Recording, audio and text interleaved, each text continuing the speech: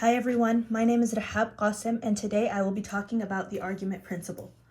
Before I talk about this principle, I would like to introduce a definition. The definition is meromorphic function. A function f is meromorphic in the region G if f is holomorphic in G except for at the pole. The argument principle states that let f of z be a meromorphic function inside and on a positively oriented path C, and let f of z not equal to 0 on C.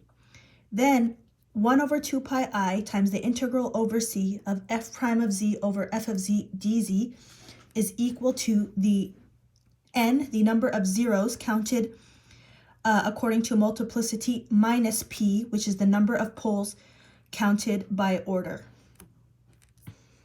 So we will go ahead and prove this.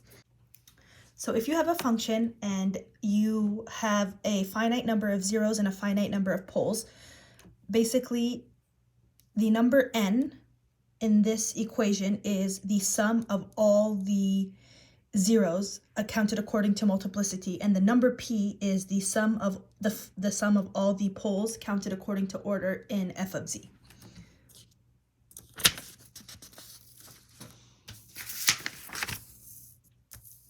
Okay, so we will prove the argument principle. To start this proof, let's assume that f of z has one zero, we'll call it A, of multiplicity n, and it has one pole, we'll call it B, of order P. So here we have our region, we're calling it C. So, sorry, here we have our path, we'll call it C in the region G. And here we have our zero, the point A, and here we have our pole, which is the point B. So what I did here is I've enclosed this zero with a circle, and I've enclosed this B as well with a circle. Now, so C is a positively oriented, simple, closed, piecewise, smooth path that doesn't pass through any zeros or poles of F. Using Cauchy's theorem, we can write the integral over C of f prime of z over f of z dz as the sum of both of these integrals over here. So the integral over the path C1 of f prime of z over f of z dz plus the integral over the path C2 over f prime of z over f of z dz. Okay, since f of z has a 0 at z equals a of multiplicity n, then we know that we can write f of z equal to z minus a, the 0, to the power n, times phi of z, where phi of z is some analytic function. Then we can take the logarithmic derivative, and we will get f prime of z over f of z is equal to n over z minus a plus phi prime z over phi of z. Now let's integrate. So now we'll take the integral of f prime of z over f of z. This is equal to n, we'll pull out the n, times the integral over c1 over 1 over z minus a dz plus the integral over the path c1 of phi over z over phi of z dz. Now remember that the integral of a holomorphic function over a simple closed curve is 0. So, and we already know that phi of z is analytic. Therefore, this all goes to 0. So that leaves us with the integral over the path C1 of f prime of z over f of z dz is equal to n times the integral over the path C1 of 1 over z minus a dz. Okay, and then using Cauchy's integral formula, we know that that's equal to n times 2 pi I. Now let's go back to our main equation. So we're trying to find the integral over the path C. And we said that that's equal to the sum of the integrals over the path C1 and C2. So here we're done with this one. Now let's move on to the next one here. Okay, so now we are looking at the integral over the path C2. If we look back at our picture here, we're looking for this integral right here.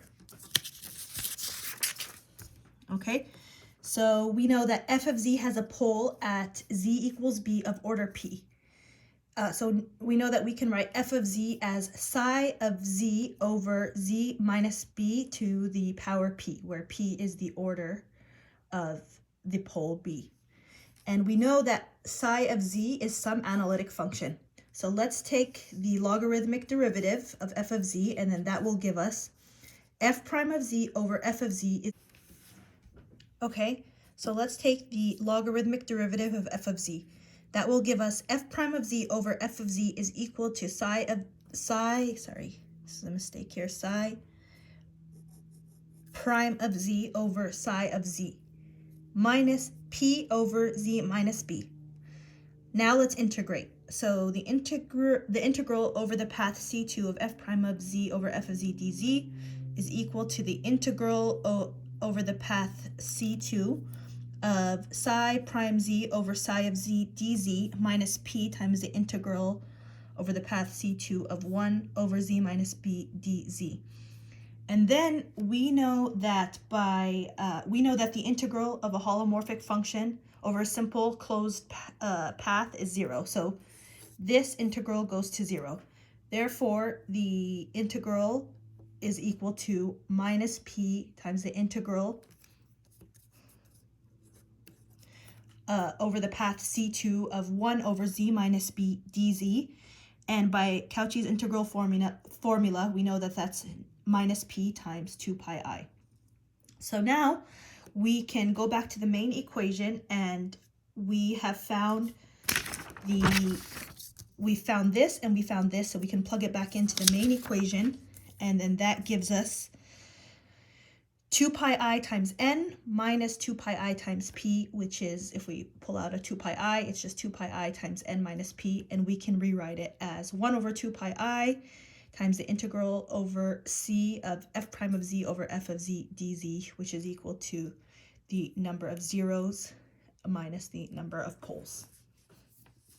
Thank you. Now, part 2 of my video, I will be talking about Rouche's theorem. So suppose that C is a simple closed path, and suppose that f of z and g of z are analytic functions inside and on C, and suppose that the absolute value of f of z is greater than the absolute value of g of z at every point on C, then f of z and f of z plus g of z have the same number of zeros, counting multiplicities inside C. So Rouche's theorem helps us to easily find the zeros of a function. Okay, let's do a quick example. So what are the number of zeros counting multiplicities of the polynomial z to the power 5 plus 3z cubed plus z squared plus 1 inside the circle centered at 0 of radius 2? Okay, so what we can do is we can split up, so we want, remember, we want the absolute value of f of z to be greater than the absolute value of g of z.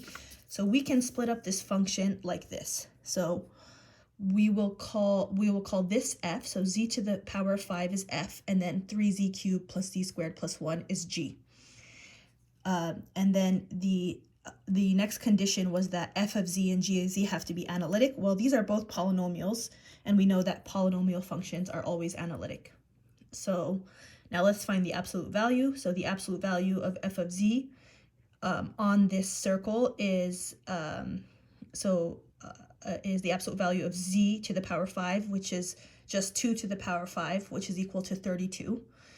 Now the absolute value of g of z is less than or equal to 3 times the absolute value of z to the power 3 plus absolute value of z to the power 2 plus 1, and that gives us 29.